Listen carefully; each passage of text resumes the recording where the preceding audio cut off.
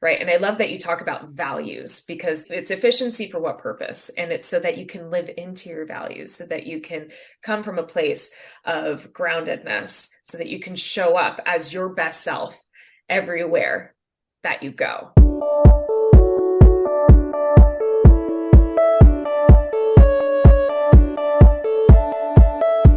So you want to make an impact. You're thinking about starting a business, sharing your voice. How do women do it that handle motherhood, family, and still chase after those dreams? Well, listen each week as we dive into the stories of women who know. This is Call Me CEO.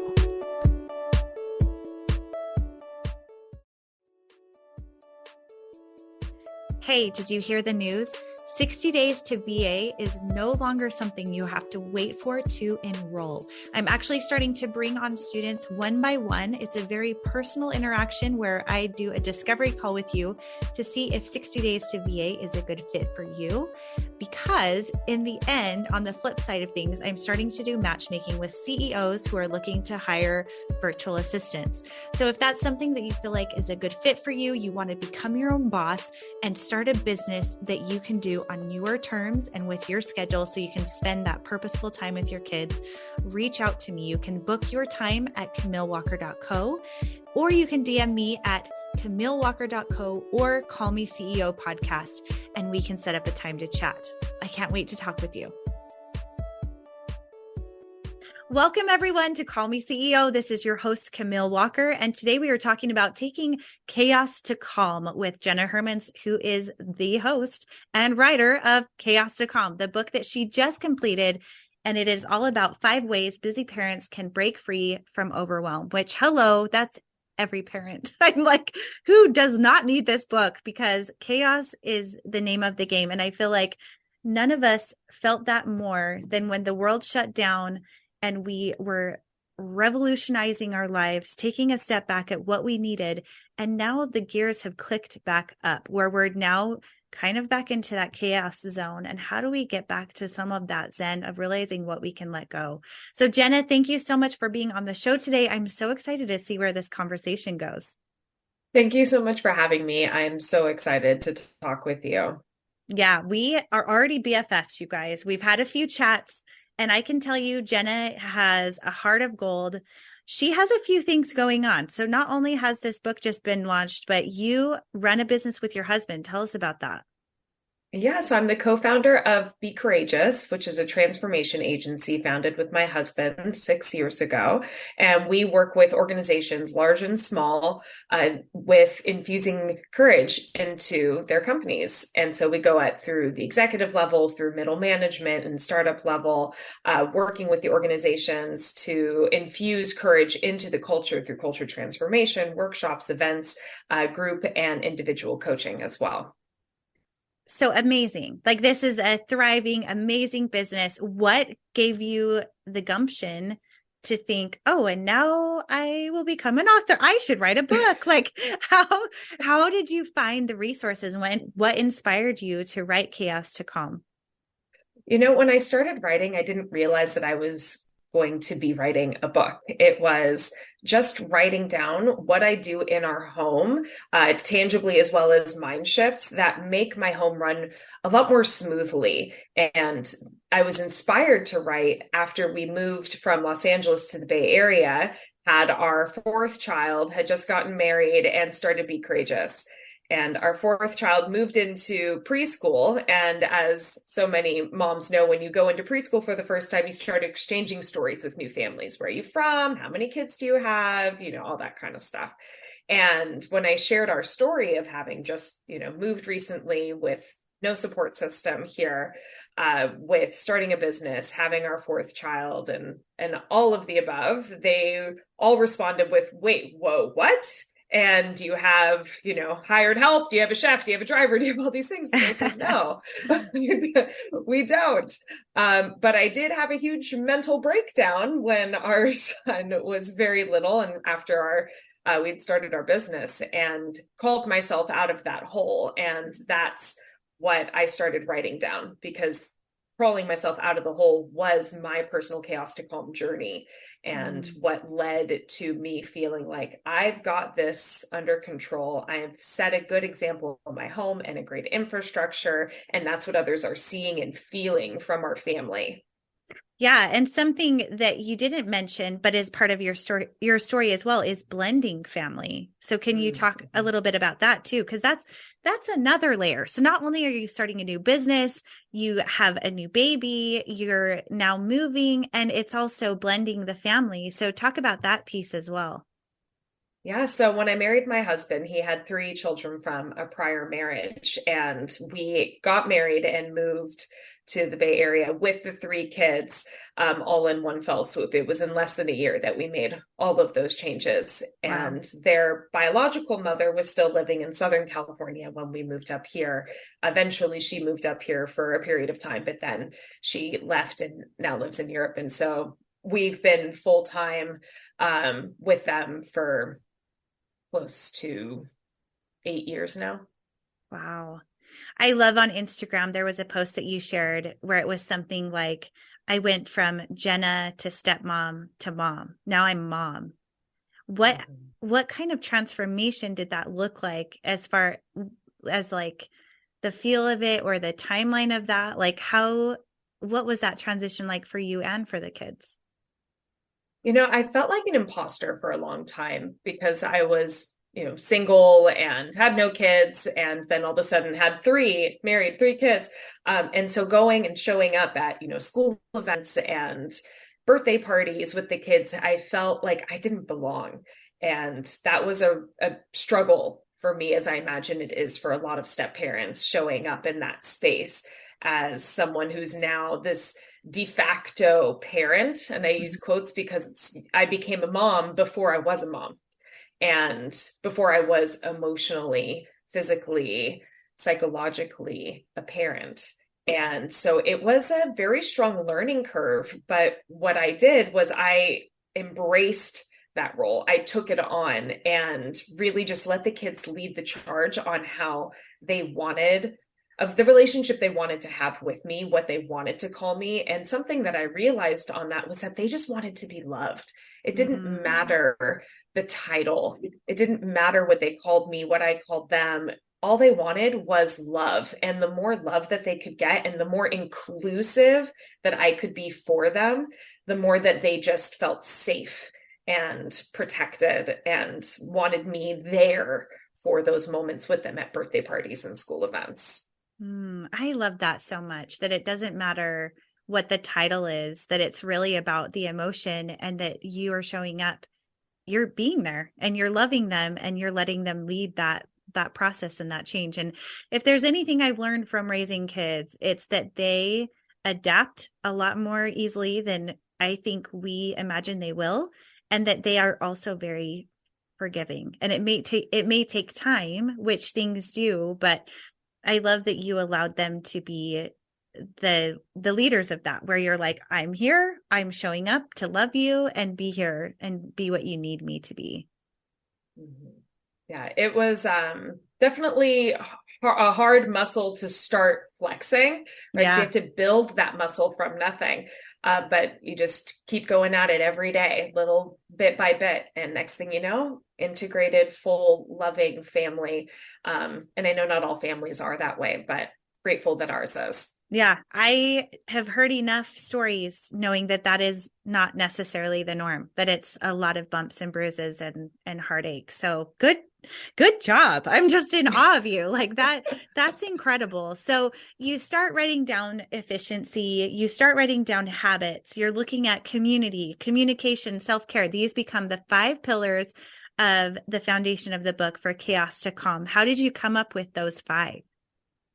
What I had done after I had finished writing notes was then I started dissecting it, right? Looking at it, kind of, you have to go to that balcony level, right? Go up high and look down and see the forest, because I was in the trees when I was just writing so many notes all the time. For about a year, I just wrote notes, and then took the time, went to the balcony, looked at the forest and said, what do I have here? What's going on? And these themes emerged, and that's where the 5 pillars came in, from those themes. Very cool. Well, I think that we should break down these pillars a little bit and the themes. The very first one that you talk about is efficiency. And oh my goodness. Like this is something that a lot of us, I feel like we scroll through social media, we're reading blog posts, we read books. What are we doing with our time, right? At the end of the day, we're all given the same amount of time. How are we using it efficiently? And I love that you made that your number one pillar, because really at the end of the day, if we are connecting our values with how our time is spent, that is what efficiency is about when bringing true joy. So let's talk about that. What are some of the main tips for efficiency that have helped you to bring calm into your life?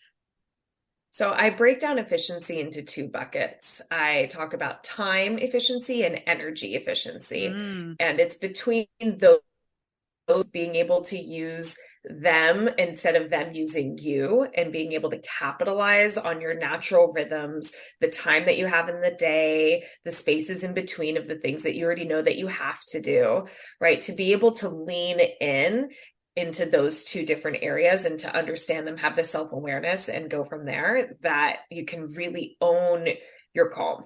Right. And I love that you talk about values, because that's really for what purpose, right? It's efficiency for what purpose? And it's so that you can live into your values, so that you can come from a place of groundedness, so that you can show up as your best self everywhere that you go. And so with the calendar, with time efficiency, it's how do you use that space in the day? How do you use the same 24 hours that everyone else has, but to navigate the responsibilities that you have and to build in the things that you know that are good for you, not just the things you have to do, but the things that you want to do. Right. I mean, that honestly, at the end of the day, I think for both of us, we are both coaching people, and that is more often than not, the number one thing we have to sort out is not only how are we using time efficiently, but how are you filling up space for yourself so that you have the energy to do the things that need to get done, because the quality of life is going to be lacking if you don't sort through that. So for you, I'm curious personally, what are some ways that you calendar efficient time for yourself? What are some hacks that you've been able to do with that? So I make sure that I have buffers in between every single thing that's in my calendar, whether it's a call or it's related to tasks, that I put in a buffer in between, because one, we're moms. There's going to be inevitably a phone call or a text that shows up that someone needs something from us. And so to be able to have the time in between, the like, oh, I have a podcast interview coming up. And so to have gone from that, where I'm on do not disturb, straight into another meeting or into another, task that I know that needs my attention, I need to be able to have some space in the middle to take care of, my children, or even just to transition for myself, to close off and reflect upon what did I just do? Is there any notes I need to take down of action steps that I want to move forward later, whatever it is? Or I just need a bio break or a dance break. So I need to get my energy moving, depending on what I just did. Right. And then also the buffers to be able to create space for the thing that's meant to be coming. Right. It gives you a moment to set an intention, to be able to show up and take a breath before going into the next thing. So I can be refreshed. I can show up again as my best self into the thing that I'm doing next. I love that. It's funny you say that today, because I just got back from a 2-week trip with my son, and today's is that way. It's like back to back to back to back. And then I realized, oh, good. I have a buffer in between, around lunchtime, where I was checking in with the kids and saying, okay, how are you doing we have summer schedules that we just implemented, where the first few weeks of summer, I let them do whatever. Like they sleep in, they watch TV, they played video games, they go to sleep when they want. But after 2 weeks, we start a schedule. And at first my kids kind of roll their eyes like, oh no, now I'm going to have this like task list to do. But I can tell you, they thrive so much better when I have a list of things for them to accomplish in the day before they go play. And it's every summer, they know it's coming. And so now that we're back into the groove of that, it allows me to have a day where it's my big call and interview and coaching day, and it's okay. The whole house doesn't fall apart. So I love that you talk about that, because even within our own buffer of what we're doing, we can physically schedule that, like with Calendly, or we can put it into our calendar and making the space. And I'm so grateful I had even that 35, 45 minutes where I was like, okay, let's check on how things are going. Let's get a temperature of the house, because things get crazy during the summer. Do you work from home, or are you working in office? I work from home, so I Okay. definitely have So all of the yes, people yes. here. Yeah. So we know what's going on. Mhm. So cool. One of the things that you referenced a lot, which I loved and I very much agree with in efficiency, is having themed meal days, like themed days for helping you with grocery shopping and to help you have an idea of getting the kids involved with helping them with meal prepping. What have been some of your favorite ways to meal prep, or to, because I feel like honestly, the mealtime for me is one of the hardest things to tackle. So talk to us about that a little bit. Yeah, meal planning was one of the very first tactics that I implemented after I found myself going through that breakthrough moment. I'm like, this is unsustainable, can't do this anymore. And that Mm-hmm. was the first thing that I did, was Yeah. implement The meal planning. food. Why is the food so hard? They are always Oh, hungry. I think it's because they need to eat multiple times a I day, every mean, single day for their entire lives. yeah, And it's just this endless task that never yeah, has a beginning or an end. It just keeps going. yeah, Yeah. So that's the thing. As a parent, as a human being, we need to eat and we need to do it every day. We need to do it multiple times a day. So being able to tackle that and have that be one of the first elements of bricks of calm in the structure and the infrastructure was so helpful for me, and I have found has been really helpful for a lot of my clients, because every single day, 4:30 rolls up, hey, what are we doing for dinner? And it's like, man, I know it comes every single day, but yet it's such a surprise yeah. every afternoon. It's such a surprise. So we started, like you mentioned, that in the book we talked about, let's have some thematic, like every Tuesday, pasta, what is it? Taco Tuesday every Tuesday, of every pasta every Friday, pizza every Thursday, like putting in these things, foods that we know that everyone's going to like, foods Mm-hmm. that we know that are also relatively easy to make and to prep. And then also we can have some fun with it, right? After we have that consistency down, we know what we're doing, everyone feels comfortable and safe in the process and in the structure, that we can add some flair, right? It doesn't need to be the same exact foods every single time, different sauces, different proteins, throwing in different kinds of flavors so that we can have variety within the structure as well. And then a couple times a month, I'll throw in a new recipe and we'll just throw it all off completely, of like, all right, we're going to go try something different. And even around the dinner table last night, we were talking about for summer, all the different kinds of Mm-hmm. things we want to do. And the family decided we're going to have different cuisines every week for summer. So we're going to have, Thai food one week, where we have one night where we try a whole bunch of new stuff that we make at home. And then we have Italian night and French and all these various ethnic foods from different places. And so to bring in that creativity, but also know that the times in between, we're still going to have that steady, meal planning, because I'm still work. I'm not a full-time cook. So Yep. I Yep. can't be making new recipes Can't reinvent every that day. wheel. Yeah, exactly. Oh, I love that so much. So going into the second pillar, we talk about habits, and you say to replace a bad habit with a good one and to take yourself away from the place and time that you do the bad habit. So do you have an example of one that you could share of how you put this into practice? Yes. Oh my gosh. So 2:00 every afternoon, I get especially when I was working in a corporate Oh, office, sitting at repeat that one more time. Right when you say sweet tooth, it cut out. So sorry, Eugene, we'll have you clip this one. So just start over every day at 2:00. So every day at 2:00, I get a massive sweet tooth. every single day without fail, especially when I was in a corporate office, sitting at my desk, doing my thing, 2 o'clock rolls around. And the first thing I would do is reach into my desk drawer and grab the chocolate that had been sitting there that I had bought, knowing at 2 o'clock, I'm going to want that. And eating chocolate every day, 2 o'clock, and realized after my chocolate, feel any better, right? Didn't feel better after eating this chocolate.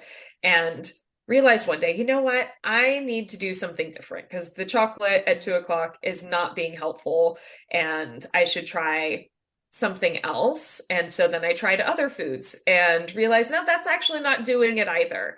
And what I decided to do, instead of having a different kind of food or whatever there at 2 o'clock, I'm going to get up and I'm going to go for a walk.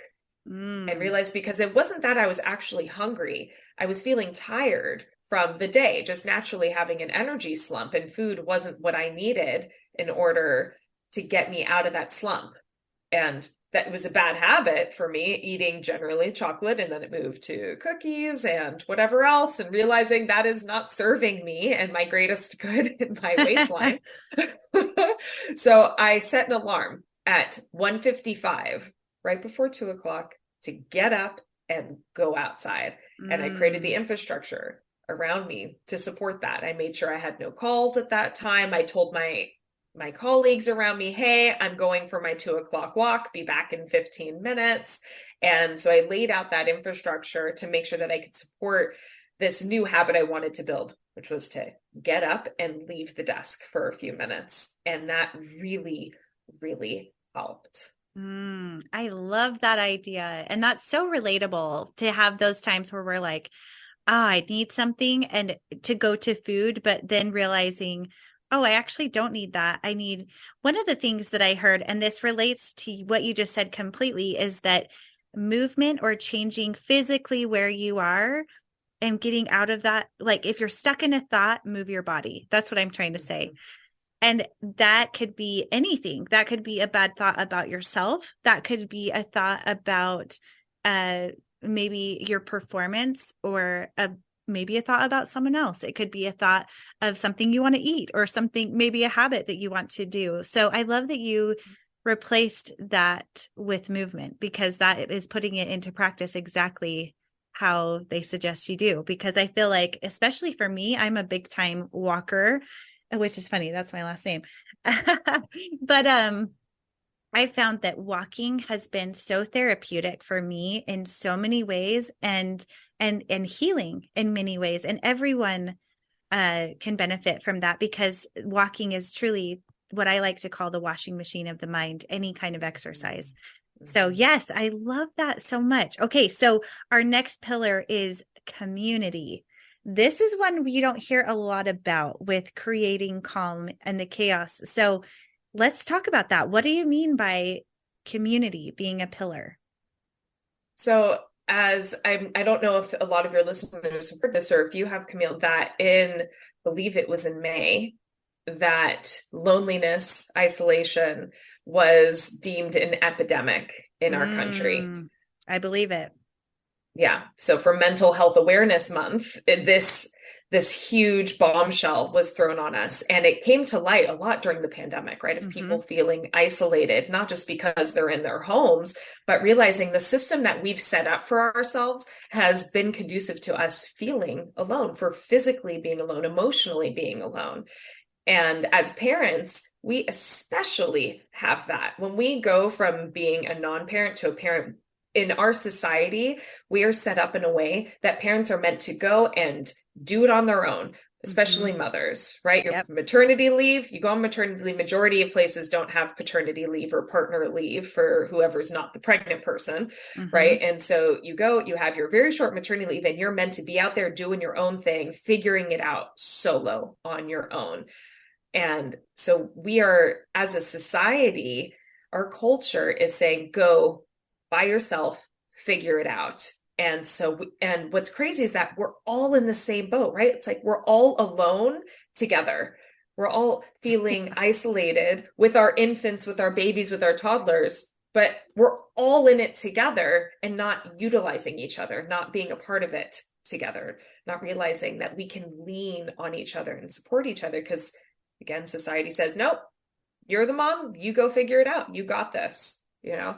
And so community being a huge factor in creating calm comes from various different parts of life, not just being in motherhood, but the sense of belonging.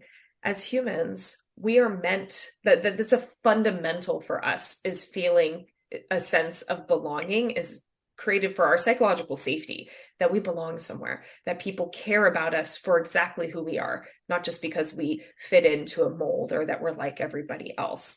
And so being a part of a community, people that see you for who you are, who recognize you, who call out your name when they see you in the or remember your order at the coffee shop that you go into, that the barista goes, hey, Camille, here's your oat milk latte, you know, whatever it is that you like to drink.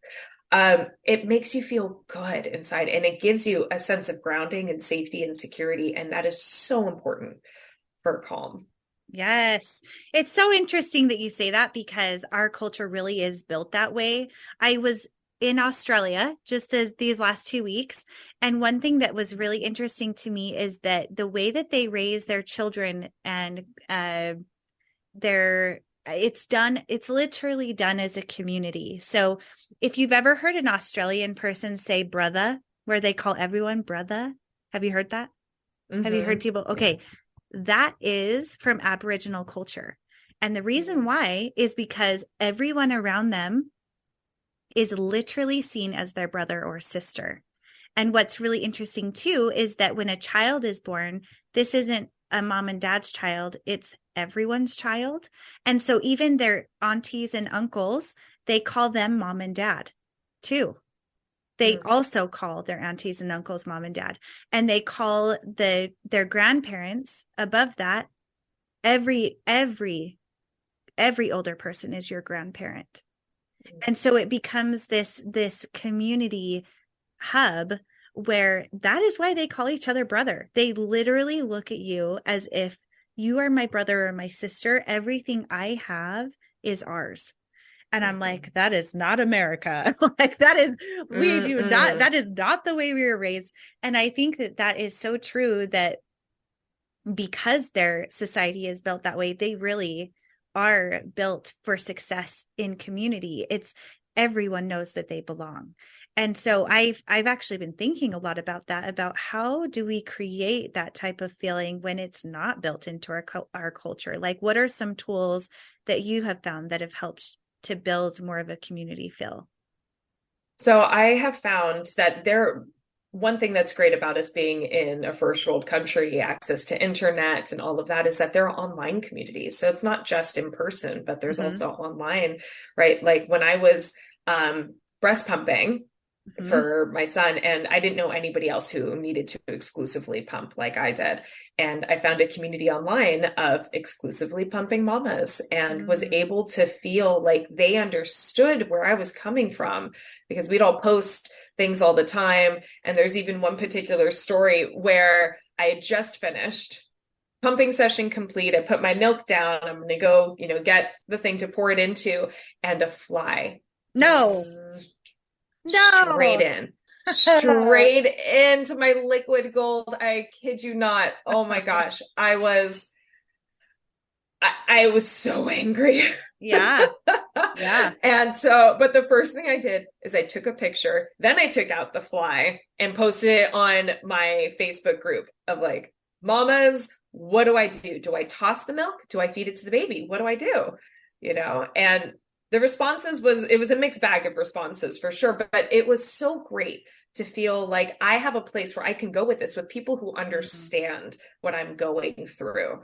So that's one thing. And I know for a lot of introverts, especially, that it being online is a really great way to feel like you're connected with people. And then you don't need to be physically in a space. And especially for a lot of my clients who tend to stay at home, who expel a lot of energy with people, that it's really hard for them, that being able to be a part of groups online, or people who have gaming communities, that's a way for them to feel connected to people.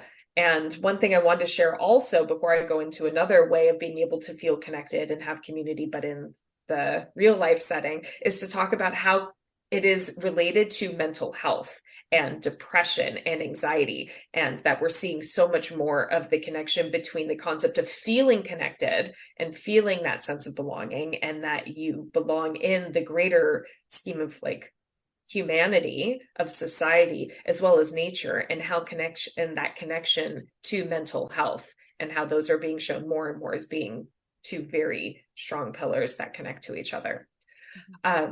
Another way to feel connected, something that I used as well, was when I was pregnant. I went to a prenatal yoga studio and was able to be around, again, other moms pregnant. We're in the same moment of life together, and be able to talk about what we've got going on for ourselves, whether it was around what's happening with our partners during this process, or just physically with ourselves, or anxieties or wishes and hopes that we have for after the baby comes. It's such a great way to connect with people. So there's lots of meetup groups, right? You go to meetup.com. There's other ways online to say, to look up of how people are connecting, Eventbrite, etc. Instagram, I found a female entrepreneur group on Instagram that now I've been a part of for, I think it's been 5 years, and the group just keeps getting bigger and bigger of people in person that we meet up every month. And it's just so amazing. There's ways to connect with people who have your same values or same interests, right? Like going to the local library and having story time. And that's another way. If you love books and you want your children to have a love of books, you go to story time, and that value is built in there. And so many local libraries have that. Yeah. Ooh, I love all those examples, the in person, looking online. And of course, with any of these examples, it does take effort on our part.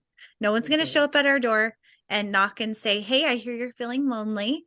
We have a couple programs available to you. That just isn't going to happen. I wish for all of us that it could be that way, that we would have people knocking on our door. But maybe this is the knock on the door that you've been needing to hear, to remember what your interests and what your hobbies or what your communities could look like. So I encourage anyone who's listening to this now to think about, what is a community that you used to feel a part of, or something you used to love, and to reignite that, because I guarantee there are ways to find that. So I love those examples. Thank you so much.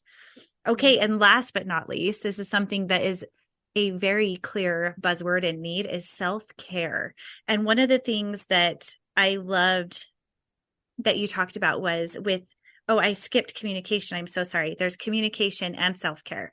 But one of the things I loved about both of those is having authenticity in your emotions with yourself and your kids, and knowing what your love language is. And so let's just dive into that a little bit. We can do those together, communication as well as taking care of ourselves.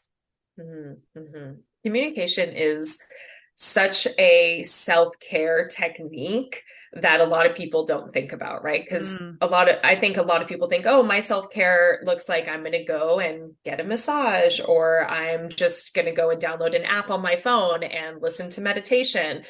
When in reality, a part of self-care is being able to communicate your needs and to understand and build relationships and trust between you and other people. And also authentically being able to be honest with yourself and truly knowing and what your needs are and how to do that with yourself. So the two, I love that you wanted to combine them, because they are so intertwined. Yeah. I think that's really interesting. I love that you put it that way, that I think a lot of times, especially for women, we will take on the burden of a mental load or a feeling and say, well, I'm going to keep this to myself. And that by hiding that emotion, you're breaking, or you're building a wall between you and someone else, whether it be a partner or a friend or a child, where if you are willing and able to break down those walls and open up with communication and vulnerability, that really is taking better care of ourselves. And it allows other people to do the same, which I think is something that it takes work. It's not always the easiest thing to do, but it really does help us to be healthier in the long run.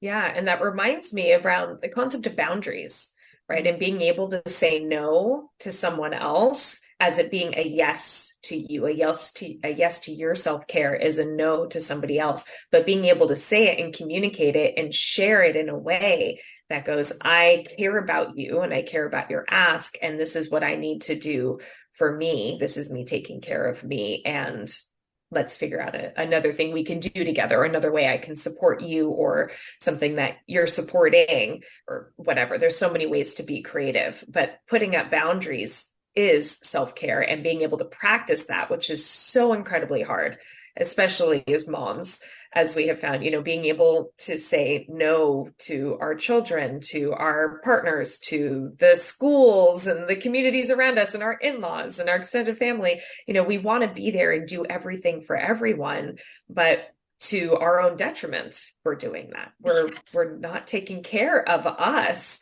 right? By saying yes to everyone and everything. And by being able to say no to something else and yes to ourselves, we are role modeling, right, to our children, to our community, to others around us, to our partners and siblings and whatnot, being able to show them that it's okay and encouraged to say no for the sake of saying a yes to yourself. Yes. I love that you said that, because I was just about to go there. I had a friend whose daughter was having issues with a girl at school. They're like in 4th or 5th grade. And it was one of those situations where one was getting bullied or not treated well.